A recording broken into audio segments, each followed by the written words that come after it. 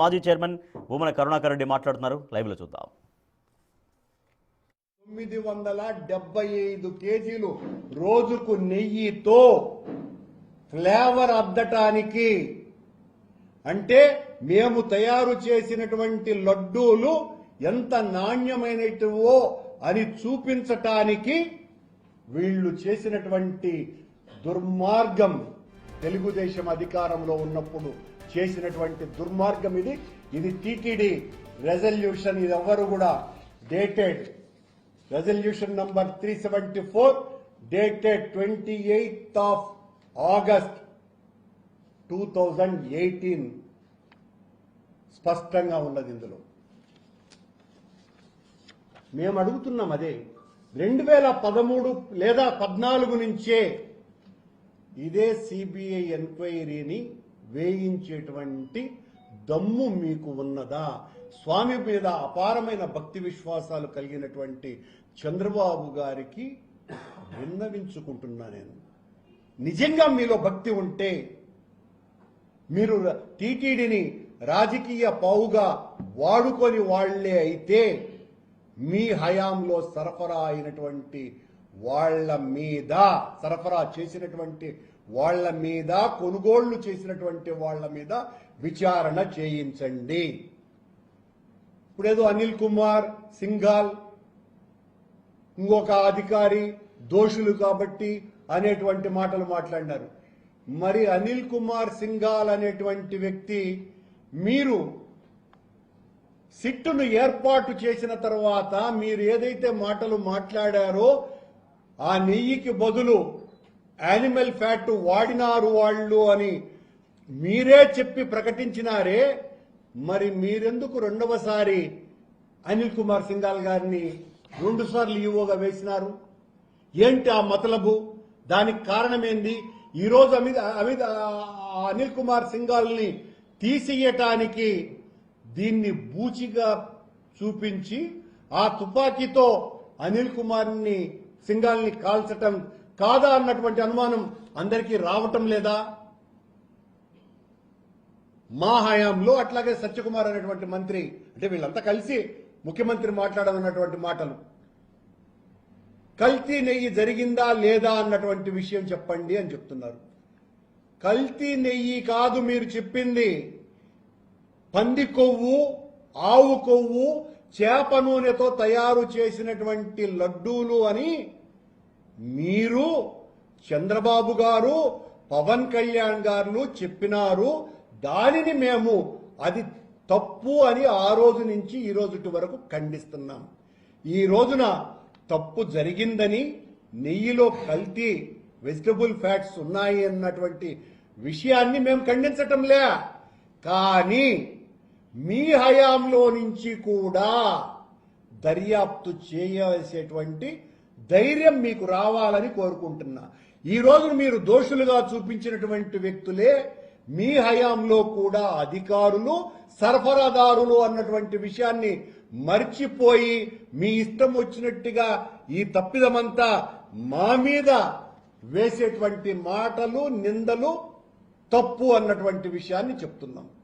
NDDB report గాని, NDRI report గాని ఎక్కడా కూడా జంతువుల కొవ్వు కలవలేదు అన్నటువంటి విషయం చాలా స్పష్టంగా పేర్కొన్నది.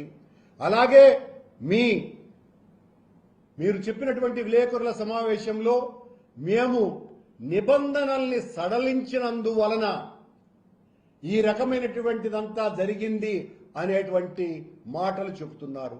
దానికి మళ్లీ చెబుతున్నా, ఈ నిబంధనలు కేంద్ర ప్రభుత్వం యొక్క విధానాలను అనుసరించి స్టార్టప్ కంపెనీలను ఆంధ్ర, కర్ణాటక, తమిళనాడు, తెలంగాణ ప్రాంతాలలో ఉన్నటువంటి కొత్తగా వస్తున్న పాల ఉత్పత్తిదారులను, అంటే ఎంటర్ప్రినర్స్ ని ఎంకరేజ్ చేయాలన్నటువంటి ఉద్దేశంతో ఏర్పాటు చేశారే తప్ప ఏ రకమైనటువంటి దురుద్దేశం లేదు.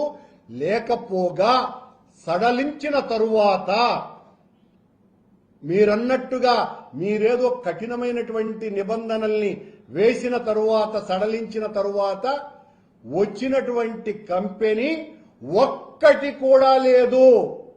ఈ టెండర్లలో పాల్గొన్నటువంటిది ఒక్కటంటే ఒక్కటి లేదు, నిరూపించండి, దేనికైనా సిద్ధం. ఈ బోలే బాబా, ఆ వైష్ణవి, ప్రీమియర్, వీళ్ళందరూ కూడా ఆ ముందే మీరు కఠినతరం అని మీరేదైతే గొప్పలు చెప్పుకుంటున్నారో అప్పుడే టెండర్లు వేసినటువంటి వాళ్ళు. ఈ రోజున ఏ 4 ట్యాంకర్ల ద్వారా జరిగింది అని, నేరారోపణ జరిగింది అని చెబుతున్నారో ఆ ఏఆర్ డైరీ, మాల్గంగా, ఇవి మేము కఠినతరం చేసిన తరువాతనే పాల్గొన్నారు. అంటే ఆ అర్హత కఠినతరం చేసినా చెయ్యకపోయినా పాల్గొనేటువంటి స్థాయిలో వాళ్లకు అర్హతలు ఉన్నాయని ఆ అర్హతను నిర్ణయించేటువంటి కమిటీలు నిర్ధారించిన తరువాతనే ఇవి చేయటం జరిగింది, టెండర్లలో పాల్గొనటం జరిగింది.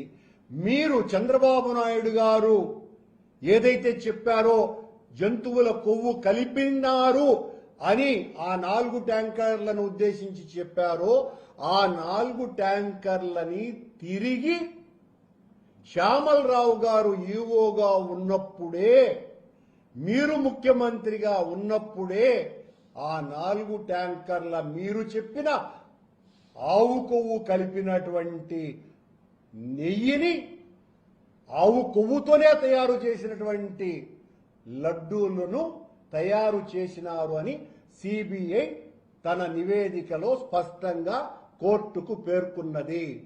ఇక దొంగలెవరు?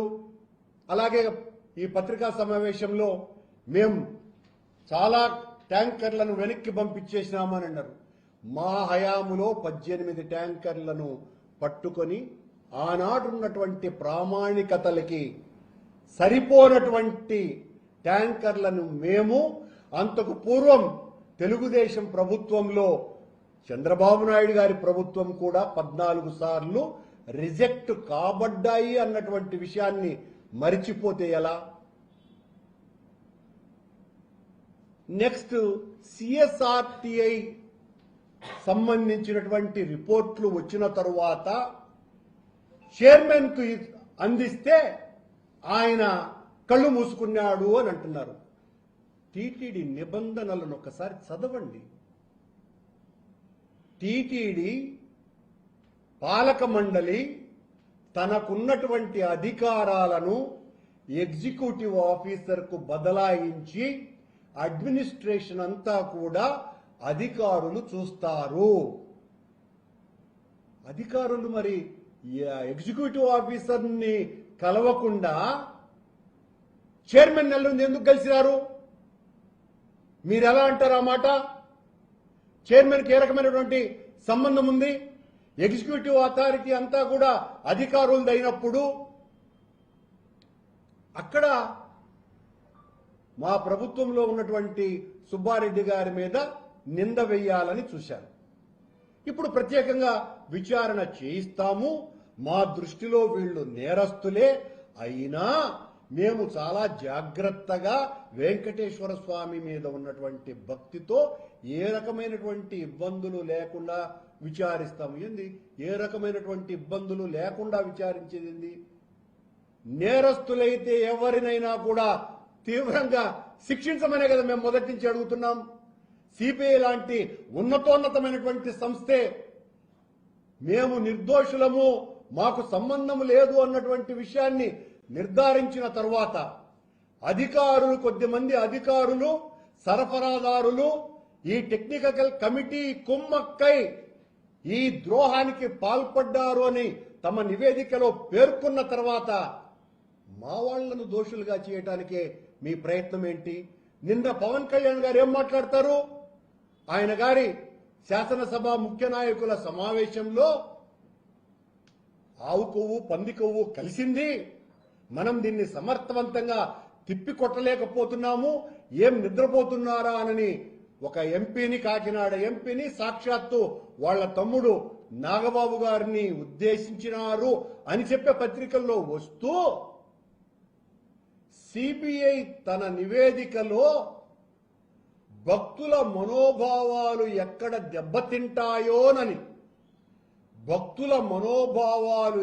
దెబ్బతింటాయోనని సిబిఐ తన నివేదికలో జంతువుల కొవ్వు కలపలేదు అని తీర్పిచ్చిందంటండి.